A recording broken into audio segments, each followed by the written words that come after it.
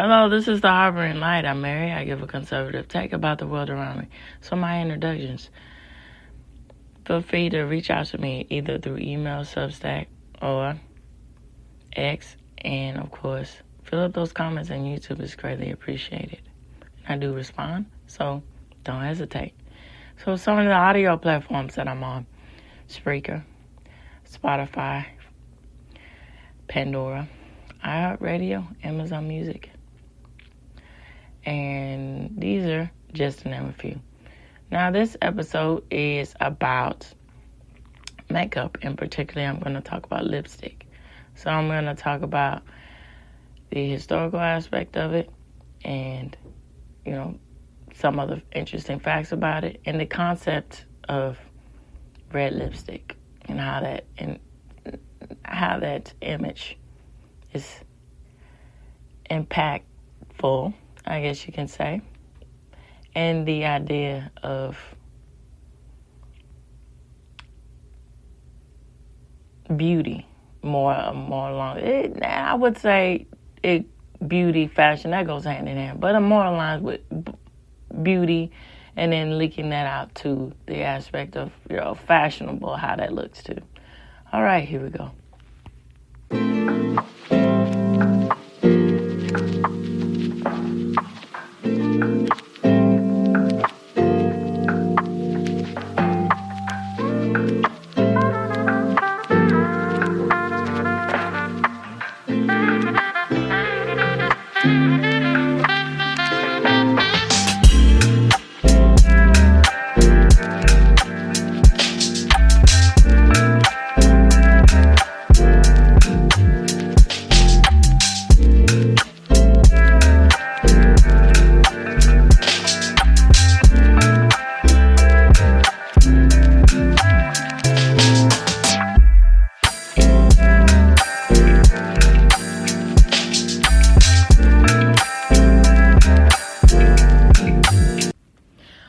So this is the AI generated response that I typed in to my Brave search engine as far as the aspects of the origin of lipstick. So here we go. So Mesopotamia around 3500 BCE. Women in ancient Mesopotamia around grounded precious gems into a fine dust to decorate their lips. This was one of the earliest known uses of lipstick. So the Indus Valley Civilization around 3000 BCE. Women in the Indus Valley regularly used lipstick, often made from natural materials available to them. So going on to ancient Egypt around 2000 BCE. Egyptians used a variety of ingredients to create lip color, including crushed beetles and other materials. They applied the color with a wet wooden stick. So red lipstick became a symbol of status, particularly among royalty and the clergy. So on to ancient Greece and Rome. Lip coloring was popular, especially among prostitutes, who were required to wear it to distinguish themselves. However, as Christianity spread, the use of cosmetics was often condemned. And lipstick fell out of flavor in many parts of Europe. So the Tang Dynasty, China, 618 to 907 CE. Chinese lipsticks were made from beeswax and scented oils, providing protection from the lips and that extending scent. So in 1884, the first commercially produced lipstick was invented by French perfumers, formulated from deer tallow, castor oil, and beeswax. It was sold in paper tubes or pots. So on to 1911 and then 1923. So first with 1911, the year. So metal lipstick tubes became available, making it easier for women to reapply their lipstick on the go. So on to 1923, James Brace Madison Jr. patented the first swivel up lipstick tube, a design still commonly used today. To wrap up, these earlier forms of lipstick varied widely in ingredients and application methods, reflecting the culture and technical context of their time. Okay, so I am going to extend all of this out. So here are some of, we got from Britannia, we got from some of the sources here, for instance, and then the Library of Congress, just to name a few of some of the sources that I'm going from, and dailyjstore.org, besmartguide.com, lipstickhistory.com. To add on to that, National Geographic. To add on to this, to name a few of some of the sources that was pulled from the AI-generated response. Okay, so I'm going to extend out, as I was saying, and I'm going to read from History of Lipstick, and then I'm also going to read from the origins of red lipstick and the history, and then going on and end up with the royalty, prostitutes, witches, and movie stars, the history of red lipstick from Ioxology, I believe the pronunciation, beauty.com. And before I get into the nuts and bolts, getting back to the facts, I'm going to, I guess you say, I break it up with my thoughts here, or,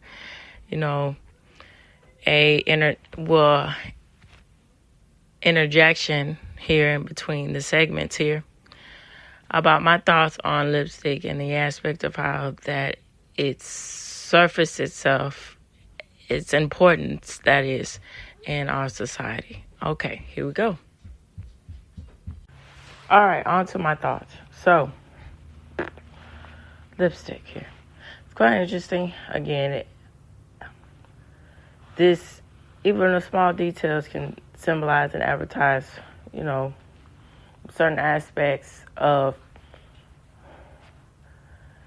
negative connotations versus bad connotations, or versus how it evolves itself to, let me say that again. Negative connotations versus good connotations, and, how that evolves into what it becomes. So it's quite interesting with the matter of fact, with the aspect of prostitution here, with the aspect of how morality comes into play when differentiating whatever that's supposed to mean, the aspect that you're a prostitute. Well, I get it, but you tend to think, my mind, and it tends to think, okay, what's the extension of that? That means the different. What other things does that mean? But simply put, from my point of view, from my perspective, it's just this: people were realizing that, particularly, especially in the Greek culture, when, they really coined that term free love here, that, it's time for a change. It's time for a moral compass in our society, because if we don't see the writing on the wall, we're just going to fall to decay. And that goes without saying. And, I think it's quite interesting when you come into the aspect of Christianity, and that comes into play of setting out rules and where people should be, and it grounds themselves in that respect. And then it's quite interesting how, the aspects of lipstick change throughout time. So, and I'm going to get back to this. So, throughout time, it became very chic, particularly in the fashion world. Same as, you wear a little black dress, you might wear some red lipstick, and then that polishes the look here.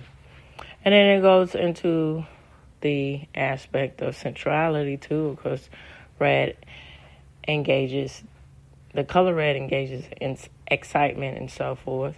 And so that's why, that's it's been tested and it's been proven. So for there is proof that, like say for instance, if you own a red car, particularly a red sports car, or a red car in general, or a red motorcycle, you'll get stopped or pulled over most of the time.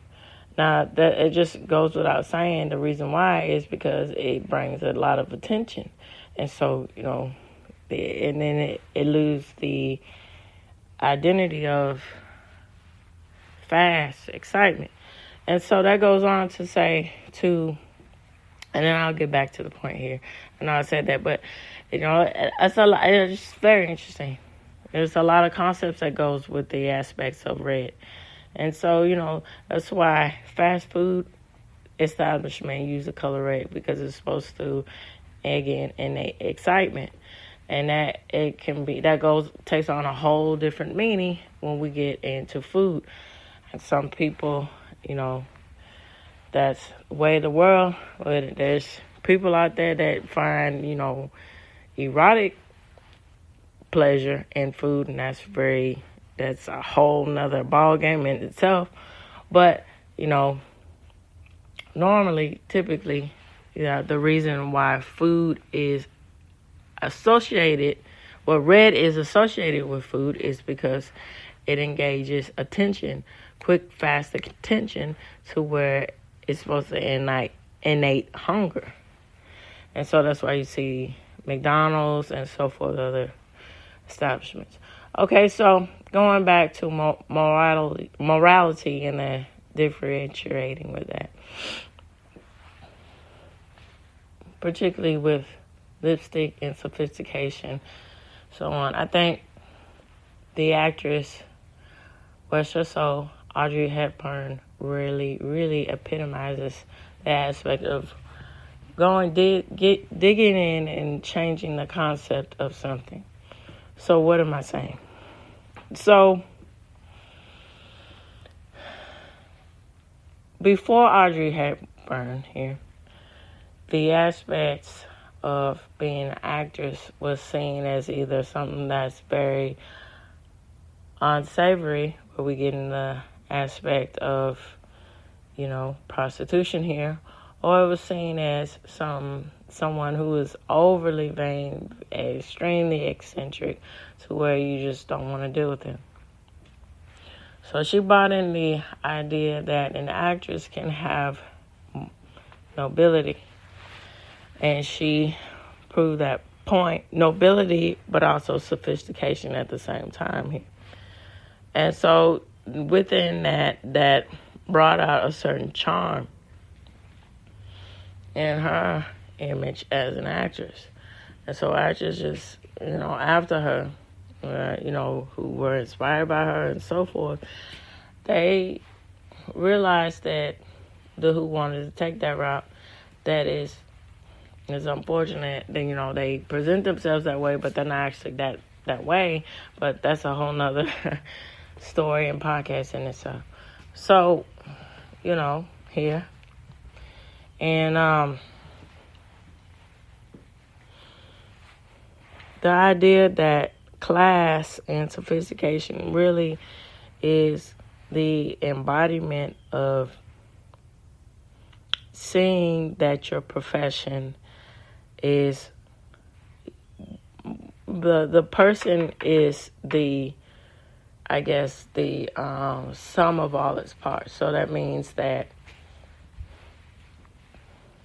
you started to get a consciousness of an awareness of that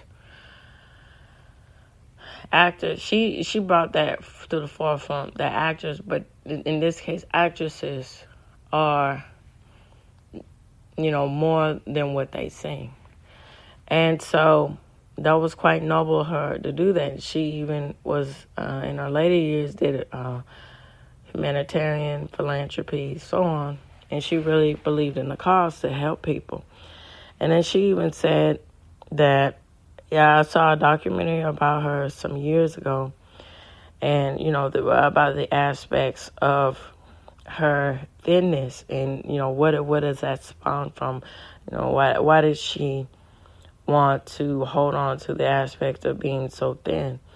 And so it's alleged that she went through a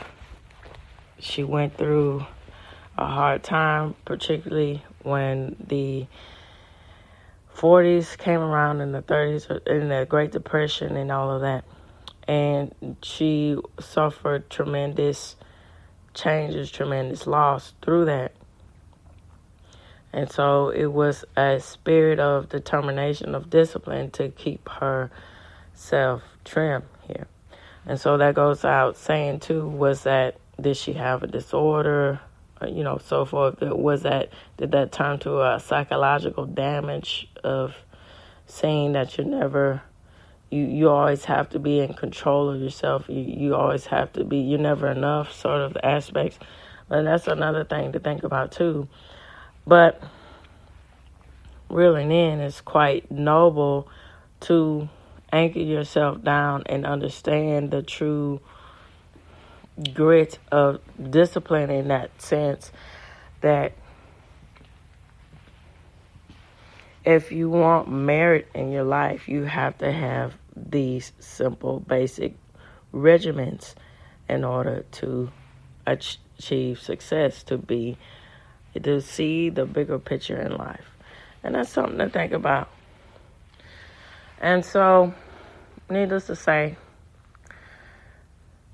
wrapping up, that was a lot that I was saying, but wrapping up, simply put here, again, as I said in the beginning of my thoughts, just quite interesting how the concept of something evolves and changes itself over time to where, something used to be disdained, but it becomes, popular, or it becomes a part of high class. It's quite interesting.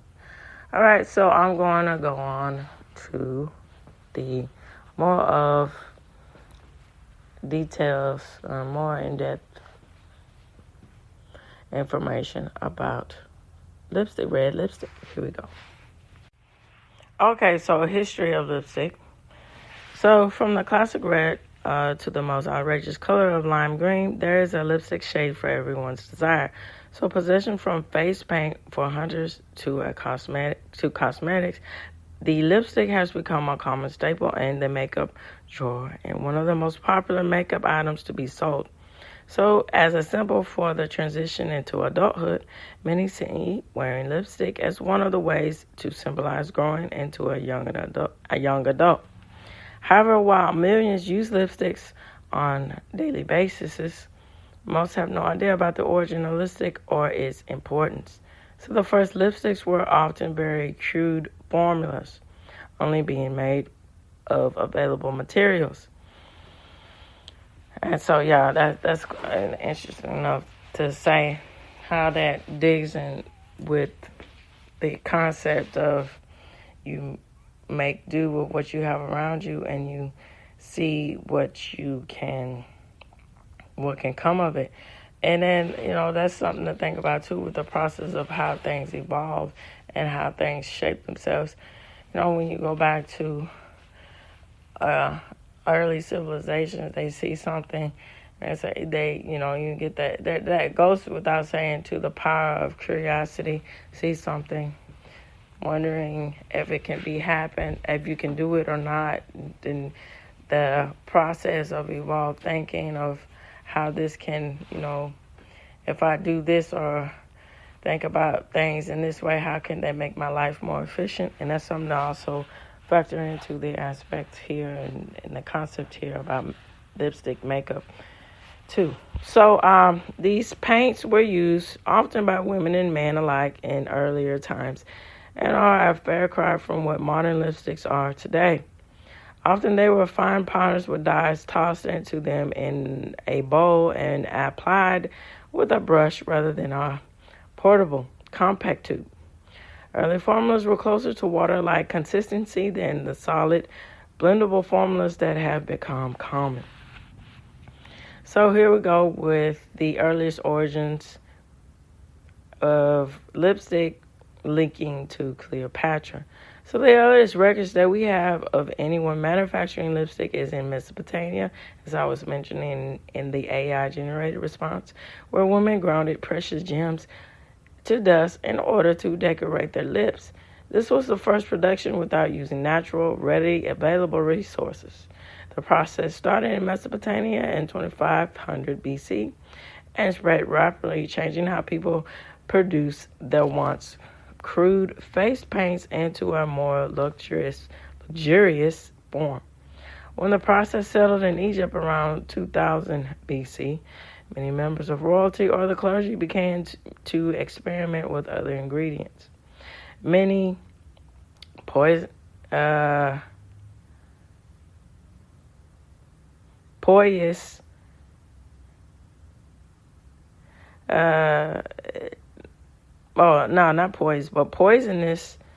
many ingredients were poisonous to create several types of lipsticks. That's interesting. It was here in Egypt that the classic red became popular. So only women of power and status wore red. And one of the most notable figures is that of Cleopatra. So lipsticks, from the year A to 12 AD, a man named Abdul al-Zawari was the first to create a product most similar to modern-day lipstick. He took perfume sticks and rolled them into special molds to create the first ever solid lipstick. It took the world by storm as it proved that there were better ways to make lipstick more portable. However, it was in 1884 when a French cosmetic company by the name of Guerlain manufactured what we would soon call commercial lipsticks as far as the ingredients that were used. And so now I mentioned about other links before I started, when I was introducing the facts. Now I think these, I chopped it down and I narrowed it down. I think these two articles that I'm going to provide the link that I'm reading for is more concise. So I'm just going to go with these two links instead of the other links. The third link that I was talking about. All right. So he took perfume sticks, as I said. And so it took the world by storm as it proved that there were better ways to make lipsticks more portable. However, it was in 1884 when a French cosmetic company by the name of forgive me for the pronunciation of this, Guerlain, manufactured that what we would soon all call commercial lipstick. As far as the ingredients that were used, they produced a lipstick made from deer tallow, as I was mentioning in the AI-generated response, beeswax, and castor oil. And it was all wrapped up in a nice silk paper package. Finally, in 1923, the first swivel tube lipstick was created by, so they say, Maurice Levy. So from there, this design, that's why it's good to get further into depth to, check out the facts here. Okay, so from there, this design took off due to its easy application and portability. Over the years, cosmetic companies have taken the basic packaging and put their own artistic license to use, either changing the bullet shape or the tube into more interesting shapes or changing colors. It's quite interesting, the bullet shape there to, assert some kind of whimsy to it or something. And that's quite interesting to, figure out, why bullet shape here. So, scandalous lipstick in history. Interesting enough, lipstick was not always widely acceptable as it is today. In fact, it may shock you. Let me phrase that properly. It may shock you to know that at one point, lipstick was declared illegal. It was during the Dark Ages of Europe approximately in the 16th century. And that's quite interesting that really, when medieval times, the Dark Ages, it really wasn't, it was a lot of advancement and a lot of, enlightened thoughts that were going on. It's just that it's one of those things, when you go throughout time, go throughout history, what overall, what is the main consciousness that, wipes out all these other things that was going on. That's something to really consider about ourselves when we, move on, walk through on our lives, get older and the process, and other generations after us, how will they perceive us? That's something to think about too. So, that in Europe during the 16th century, that the Christian church ended up banning lipstick. Now, this was because they viewed any coloring of the lips as a ritual association with pagan rituals. So, as such, around this time in Europe, only the lowest class of people wore lipstick, mainly prostitutes. So, at one point, there was even a law passed by the English Parliament that anyone caught wearing lipstick would be burned. So, on the grounds that they were a witch. It wasn't until Queen Elizabeth I that opinions on lipstick began to change. She, like Cleopatra, wore a bright red lip to contrast with the pallor of white face makeup and made no mind to the church. And since it would be quite frowned upon to burn the Queen of England, the trend began to catch on, and the negative view of lipstick in the churches was overturned. So, social status with lipstick. In this case, the typical trend in society flipped so that only the highest class of society sported that crimson lip. However, lipstick popularity has been nothing sort of a roller coaster ride of either being extremely popular in culture or failing out of flavor. It was in 1884 when lipstick started an upward trend once more that was continuing to climb. Oftentimes, lipstick colors were used to distinguish the difference in classes. For example, red was a color associated with high class, while purples were generally associated with lower classes. And you see, as I was saying, mentioning on Friday, the devil in the detail here. Can't combat human nature. The minutia thing, people will find their way to judge, to, put you in a class, put you in put a label on it, whatever. That's just the way that's just the human condition here. So the view of lipstick being for women really became prevalent during the 1890s when lipstick became legal again. And many lipstick ads came out, all featuring women. So they put what on? They put what in the lipstick? That's the question here. And let's get into what are the ingredients in early lipstick. So lipstick weren't always created from the most suitable or edible materials. Many who wore early versions of lipstick ran the chance of ingesting toxic ingredients and dying from it. In Egypt, a common component of lipstick was to be bromomantate and iodide, two toxic metals that, when mixed together, created a beautiful purple hue. Oftentimes, these lipsticks were referred to as the kiss of death. Rightly so, as many who wore them fell ill or, more commonly, died. Another less common ingredient in Egypt that was used to create lipstick was fish scales. Cleopatra was a fan of using fish scales to create that perfect red shade without side effects. So on to the 16th century, It marked the beginning of lipstick that were created from more commercial products that we use today, such as beeswax and dyes. However, some lipsticks made from harmful ingredients were still around. In the 1850s, a popular ingredient in lipstick were lead and beryllium. Also, two very toxic ingredients.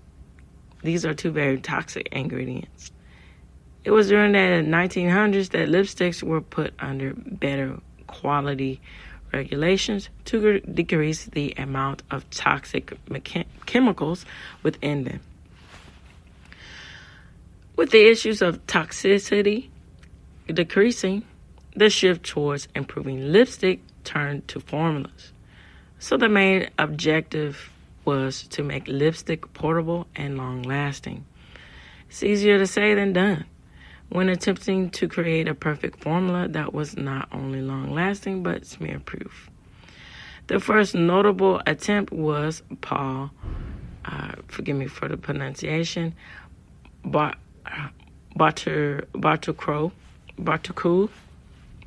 who was a French chemist during the 20s. So he designed a lipstick named Rouge Baiser, which was supposed to be kiss-proof. However, he made this product too well, and it was banned on the grounds that anyone who applied it could not remove it from their lips without serious damage. Multiple attempts were made for smear-proof lipstick, but it wasn't until the 50s that Hazel Bishop created the first true, long-lasting, non-smear lipstick. Other changes in the formula were first produced as far as lip gloss in the 1920s. And that's quite interesting when you break it down. I think that's the power, again, with science and discovery. That science is one of the backings of innovation here. And that's what we need to focus our attention again on, the aspect of how prevalent science is. It's unfortunate in the times that we live in today that people are making a mockery of science. They want to say trust the science when it's suitable to say it, but when it's not suitable, they don't look favorable. For instance, that COVID devil, they want to say otherwise, and that's unfortunate. All right, so here we go. Lipstick shades throughout the ages. So once a longer lasting lipstick hits the markets, so too did various color options arrive. In the beginning, most shades of lipsticks were either red or purple, as those were the easiest to produce. It wasn't until the 50s that lipsticks expanded their available colors. So shades like pink, white, and even black were readily available. So red was still the most popular color, as all of the major starlets like Marilyn Monroe and Elizabeth Taylor sported an electric red lip. However, other colors such as white and black began to rise in popularity, with groups such as the Ronettes sporting bright white lips and goths preferring midnight black shades. So despite all of the new colors, darker shades to those of lighter ones in current era, lipstick comes in every available color and are only limited to the imagination. So many women prefer to either choose the color based on preference or by the trend of that season. So as the cosmetic industry expanded to include lipstick, many companies capitalized in its created unique formulas. So in a wide range of colors. So one of the most notable lipstick lines ever created was Lip Smacker. I remember Lip Smacker growing up, particularly in middle school. And it, it gave that fun, youthful look and the sleek marketing and advertising that goes with the packaging of it. It all helps to add the ante that this is for youth-driven product here. So, which was the first company to come out with flavored lipstick. This created a whole new trend of having some sort of flavoring or scent being added to formulas. Currently, one of the most popular lipstick companies, Bites Beauty, created a line of lipstick that are not only customizable with their flavors and colors, but they are truly edible. Another lipstick trend that has become prevalent in 2016 has been color-changing lipstick. A line was created in around late 2015 and early 2016. And so even though this is dated, it's still relevant. So they created a formula of cosmetics that are green, but when applied to the skin, they become pink. Compared to early forms of the 1900s, that was a vast advancement. So, natural and going wild with lipstick. Let's hear and see the comparison. So, well, you can see it, in the link if you choose to, but let's hear the comparison. So, placing color on the lips is more than a means to look beautiful. Today's consumer not only wants a lipstick that offers style, but also comfort, long wearing, and more importantly, is nourishing to the lips itself. Those formulations that offer all natural ingredients, moisturizers, as well as vitamins are preferred by those in the know. Yeah, and it's quite, that's the point there. It's much better to buy products that innate, and they do their best attempts to innate, a good health regimen to your skincare. All right, so lipsticks give freedom of expression. Oh, I'm sorry, I skipped.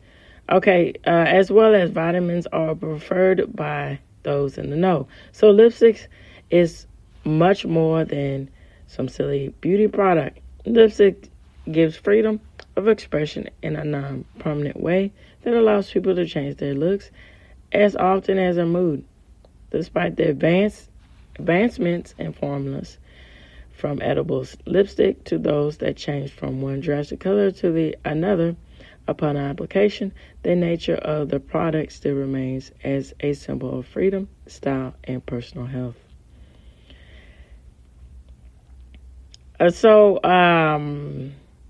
Forgive me again of the pronunciation. They also have a link in here, and they have hashtags if you're interested. So, Nylaba K products, they were featured in 2019 on the Oscars attendees. They are always creating without the aspects of putting phosphates in their products or parables. And so, if you want to check out more about this, they have the link for you. All right, so I'm going to go on to, and then, of course, this was from Nylaba.com. And I'm going to go on to more. And this will wrap everything up. So, Oxology.com or OxologyBeauty.com. So, all right, so let me get into, I'm going to go on to, because I said, about the upper class here, and I said, so it's quite interesting. So they say even in ancient Greece, said because I already said that about the prostitution. I don't want to keep dropping that in. So ancient Greek lipstick was made from a combination of red dye, sheep sweat, and crocodile droppings. Wow.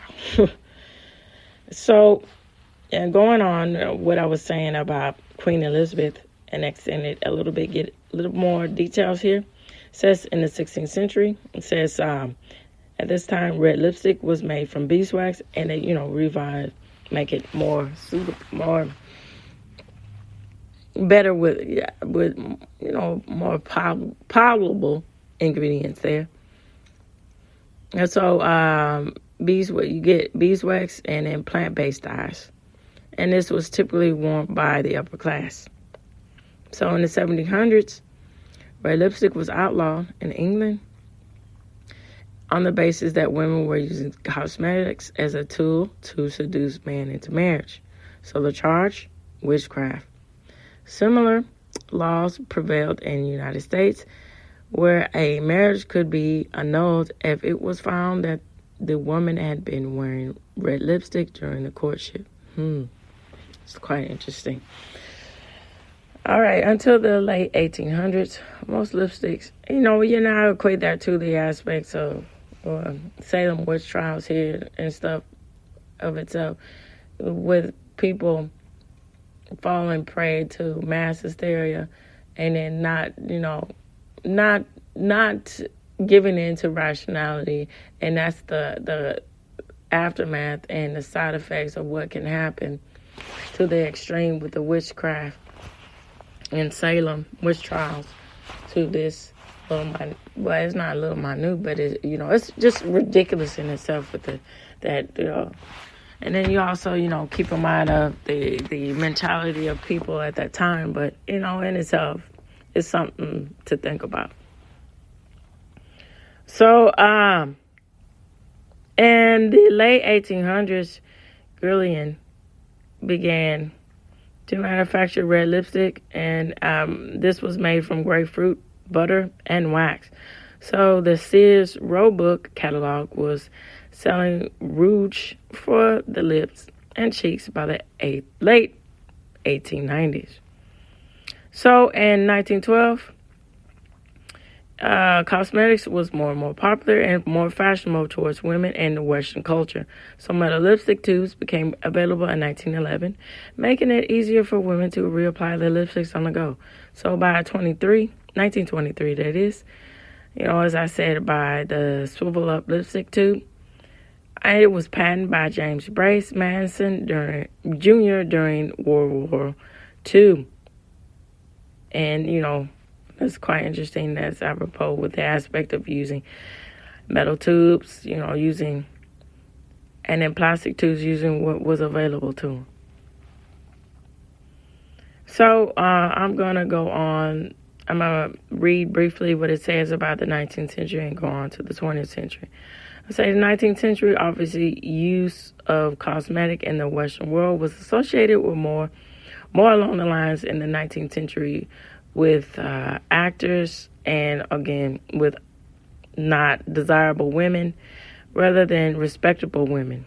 As I said about with Audrey Hepburn, where she changed the aspect of how the actors or actresses were perceived. They were perceived as unsavory people, and it was frowned upon at this time in history in the 19th century.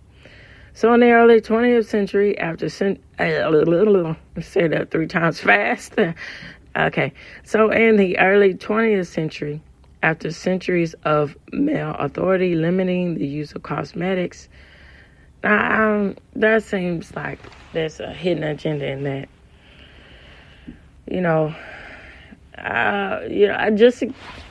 I say this here. I don't know. It's just more. It's good to see things from two folds. They want to keep pushing this notion that women didn't have particularly a lot of say, at these times in history. But I don't know. A lot of things contradict that. But, again, there's something to think about. So, in fact, red lipstick was very popular among the suffragettes, which is women's suffragists with right to vote, women's right to vote. So with the flapper movement, and it was rising Also, along with the flapper movement, what was rising in silent films in the 20s, red lipstick, particularly dark red lipstick, became enormously popular.